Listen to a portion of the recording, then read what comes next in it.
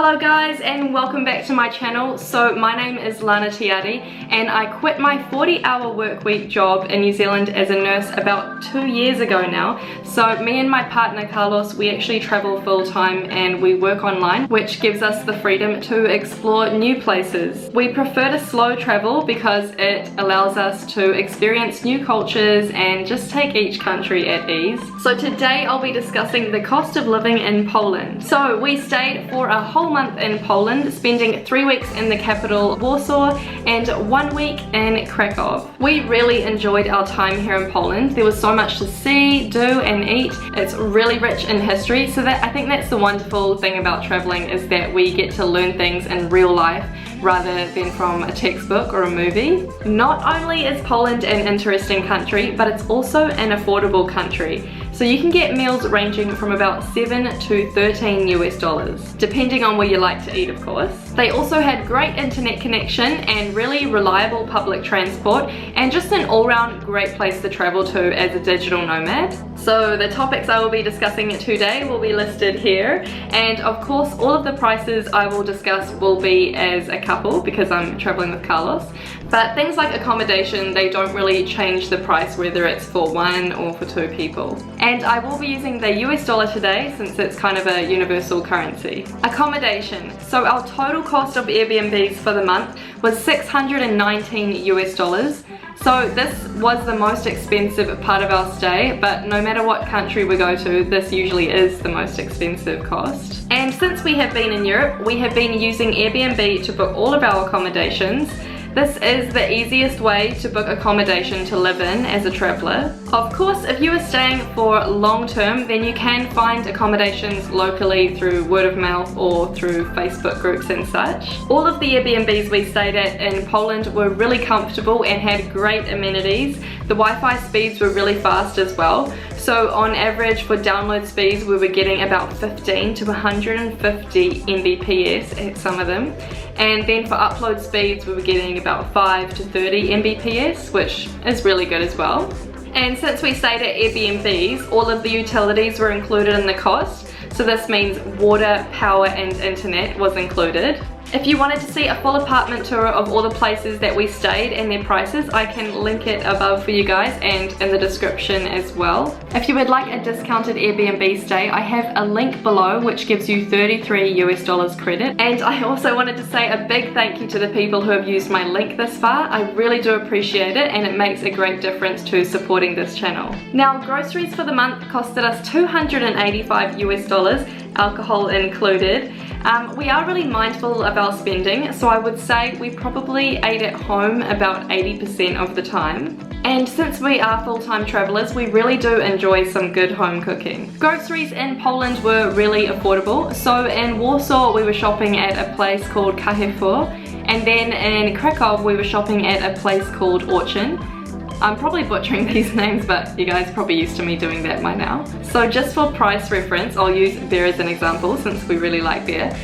You can get 1 can of 500ml beer for 90 cents, and you can get 1 can of cider, also 500ml, for $1.30. Eating out, so our total cost was $150 US for the month, and we did eat out about 20% of the time. The meals were pretty well priced for Europe, so you can get a lot of different varieties of food, anything ranging from like soups to sausages to even the more traditional street food style zapiekankas. We did eat at a traditional Polish cuisine restaurant in the midst of Warsaw, so right amongst all the popular tourist attractions.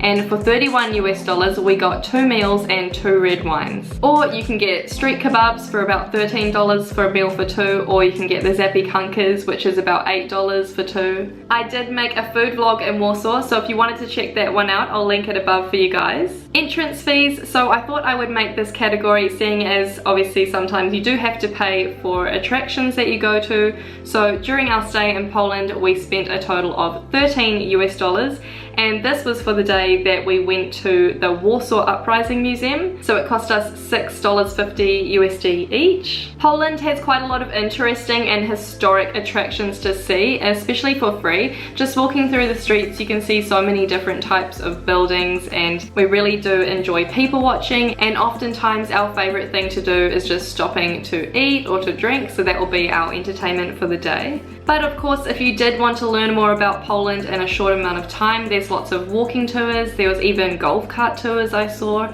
especially in Krakow, and there's also a lot of free walking tours which you would just have to tip at the end, and there was lots of different types of museum and architecture tours and things like that. Transport. So Uber was available in Poland, which was really great for us because we use that especially when we first get to a place. And as I said before, the public transport system, we use that often. It was really good in Poland as well. So transport cost us a total of $100 US. So in Poland they do this thing where you have to pay per amount of time. So oftentimes we would buy a 20-minute ticket and that would cost us 90 cents each. And the public transport was available both in Warsaw and Krakow. So even at a couple of the accommodations we stayed maybe a 10 to 15 minute drive out of town, and we were getting really reliable public transport from there. So from Warsaw to Krakow we caught a Flex bus, and that costed us $8 US each for about a 5-hour journey. And I did make a review about my experience with FlexBus, which I can link above for you guys. It will be really useful if you are coming to Europe. FlexBus is great. We've been using them for all of our long distance journeys since we got to Poland. Phone plans and SIM cards. We found a really great deal with a company called Orange, and I think they're actually meant to be one of the best in Poland. So we got a SIM card at the airport and that costed us 5 zlotys, so $1.29 USD.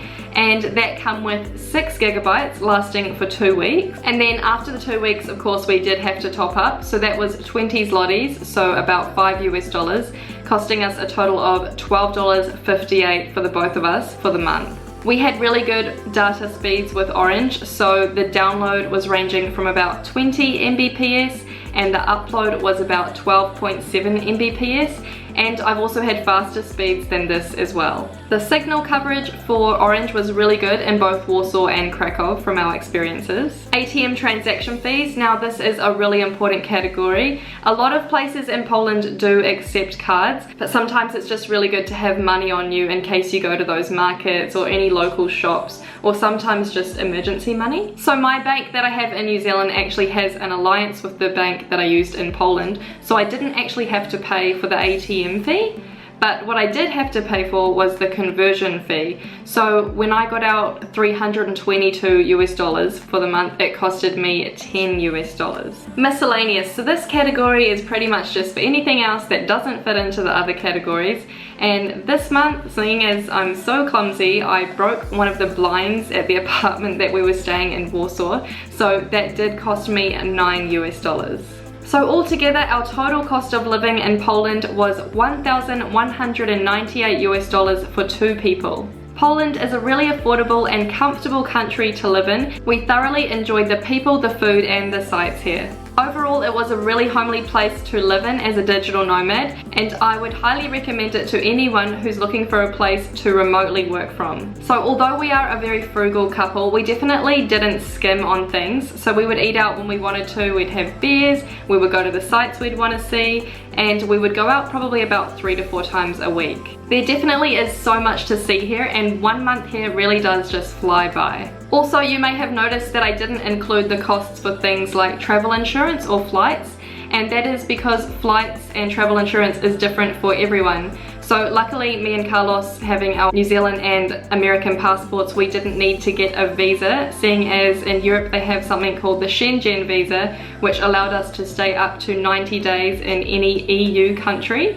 So if you wanted to learn more about this visa, I would suggest that you do some research online. So something that I mentioned in my last cost of living vlog is that we use this app here called Trail Wallet, and it's really good because you can log in your expenses each day and track them, and then there's even a pie graph which shows you your overall costs for the month, and it just really helps you to stay on top of your budget and not overspend. So the app does cost $5, but it's not like Netflix or Spotify. It's only a once-off payment. So I don't think I mentioned before, but I'm actually filming this vlog from Croatia. I always seem to be filming these in different places lately. So next up there'll be some vlogs coming from Slovakia and then some Croatia vlogs. So I'm really excited to pop those ones out. And if you did have any questions or comments about today's video, make sure to leave them below in the comments for myself and for other travelers out there. If you enjoyed watching today's video, make sure to click my Poland playlist and my other playlist up there, which shows you all of the videos on my channel.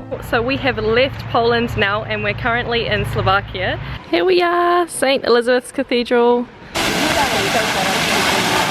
There's not really that many people here, which was really surprising to us.